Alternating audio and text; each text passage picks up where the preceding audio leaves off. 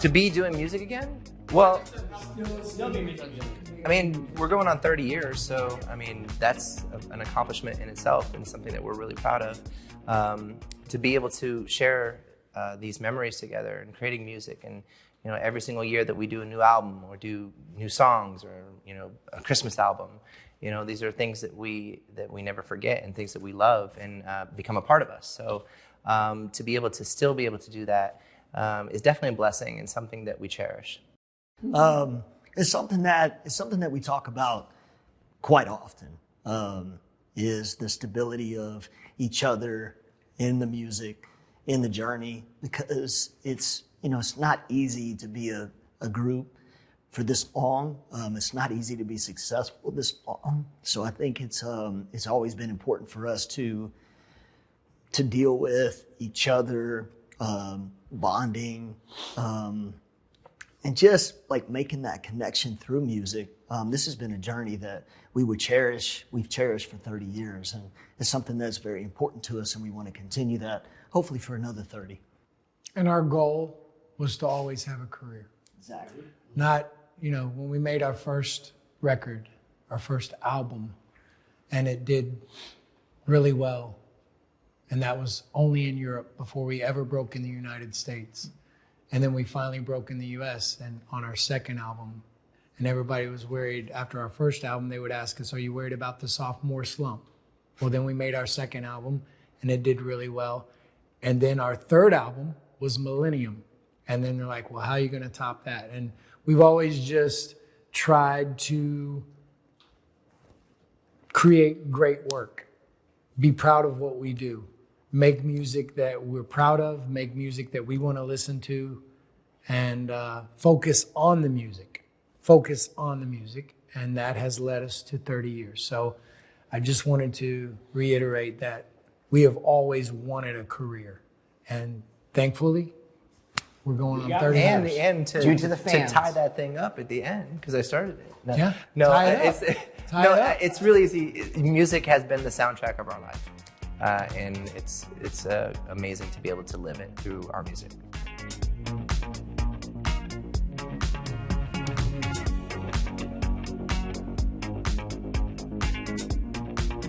I mean, this is our very first ever in 29 years, almost 30 years, our very first ever Christmas album. We have had a few Christmas singles. We have done a slew of Christmas radio shows. We've done Christmas promotion. We've never had a full LP, mainly because of scheduling and time. We're usually on tour. We now know that you need to make a Christmas record at the beginning of summer. It has to be done by August and then released in October, which is a little surreal, making a Christmas record in shorts and sandals here in California. But it was an incredible experience. We got to pick our favorite timeless Christmas records to do covers of, as well as we have 3 original Christmas songs on this album, 2 of which we wrote as a group, and another was written by a Grammy-winning, amazing producer, Mr. Gary Baker, who we've known for years and we've worked with for years. And again, we finally get to share our love for the holidays with all of our fans around the world, because Christmas is celebrated around the world. And we are super anxious for the world to hear this record. We're very proud of it. Christmas music is timeless. And Backstreet Boys, I feel, are timeless. We've been very fortunate to be around as long as we have because of the music, because of our amazing fans. So I hope on behalf of the 5 of us that everyone thoroughly enjoys our Christmas album for the rest of their lives. Yeah, AJ touched on it briefly, but these songs, especially the classic songs, are truly our favorite songs growing up as little kids. We all decided when we wanted to make this record, we wanted to do something that meant something to us. So in the process of choosing the songs, we all put our wish list out there. And then the ones that, the cream rose to the top, the ones that had the most votes on them were the ones that were lucky enough to be chosen for this record. But I feel like the body really shows itself from some unbelievable classic ballads to some great up-tempo songs. I feel like we've done a great job. We worked with some great producers that really got the best out of us. I always tell people, it's if you can imagine Boys to Men meets Pentatonics meets the Backstreet Boys, because there's a lot of a cappella, there's a lot of R&B harmonies in there. It's really soulful, and I think it's a good representation of us, who we are right now. Also, we've had a lot of people ask us the question why it took so long for us to make a Christmas album. Someone just recently said, really, you haven't had an album out yet? And I think really it comes down to the fact that, number one, I mean, we've been touring the world and been really busy, but I don't think that this album would have been as good as it is right now if we hadn't had this almost 30 years of experience that we could kind of put into this music. We were able to take our time and to really make it the best album possible. I think it would have been a lot different years ago than it is right now, and I think it was meant to be, and we're, like Howie said, we're really excited for people to see and to hear one of our best work ever.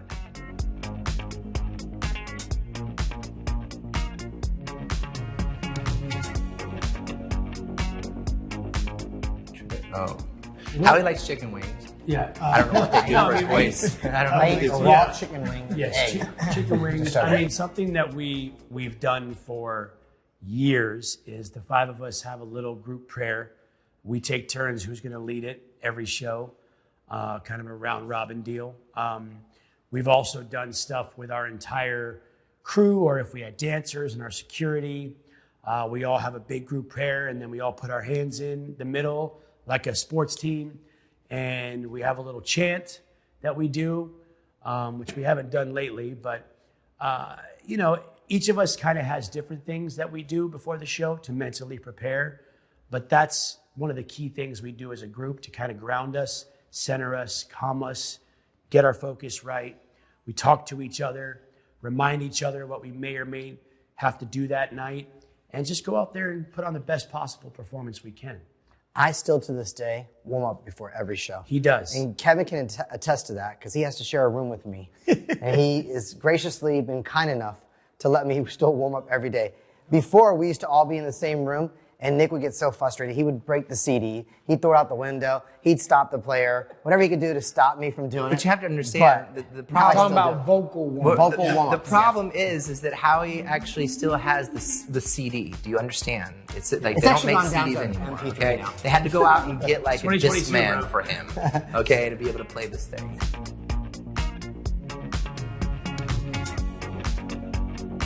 No. Not at all. We can answer that really fast. Yeah, That is not true. Next Okay? question. These guys just told me. No, because I just asked them the question. I said, are you excited because we're getting ready to go to Europe? And I said, are you guys excited? They said, like, yeah, really. Because, listen, we're able to go out there and travel the world. And this will be like, I don't even know how many tours and albums that we've done this together. But every single time we go out there and we share new memories, like I said, together and experiences. And we've all been like playing golf. Most of us have been playing golf together. Yeah, I was going to say, this most recent tour that we just wrapped up, the U.S. and Canadian leg, I feel like outside of the beginning of our career in the early days, this was the most time we've spent as a group on days off, whether it's four of us playing golf or some of the guys going camping or surfing, just engaging more with each other. It's a different dynamic now. And to me, I feel like there's more maturity amongst the five of us. I can't count. Kevin's just back four, in. yeah. No. Amongst the five of us. And there's kind of a newfound love for what we're doing right now. I think obviously when the world shut down, everybody had time to kind of self-reflect. We all still talked. We all still communicated, checked on each other. And we kind of got this kind of rebirth, this kind of reinvigoration before we went back on the road. And I feel like it really helped.